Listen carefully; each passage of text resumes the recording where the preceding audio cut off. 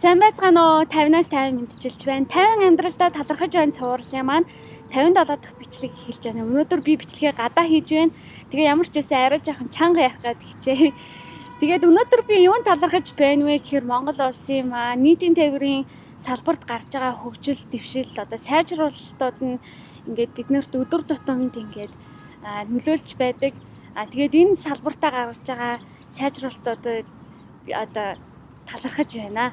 Өглөө одоо ингээд та бүхэн бодож байгаа ажил сургууль хичээлдээ явхад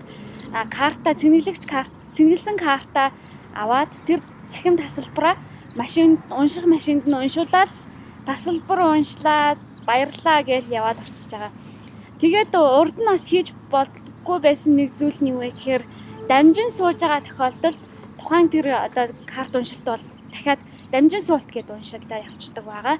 Тэгэхээр энэ маань бол манай нийтийн тээврийн салбарт гарч байгаа их л одоо дэвшилтүүд юм аа. Тэгээд карт уншигчийн тэр эмэгтэй карта уншуулахаар баярлалаа гэд хэлж байгаа надад бас их гоё санагдсан. Яагаад гэхээр төлбөр төлөхөд хүртэл урамтай гоё санагдаж байгаа байхгүй. Тэгээд ямар ч байсан энэ салбар болгонд дахил одоо дэвшилтүүд бол гарч байна. Тэгээд манайхан ч гэсэн тэр дэвшилтүүдийг дор бүрэн хэрэгжүүлээд явж хахад иргэд бүрийн оролцоо бол маш их бол байгаа.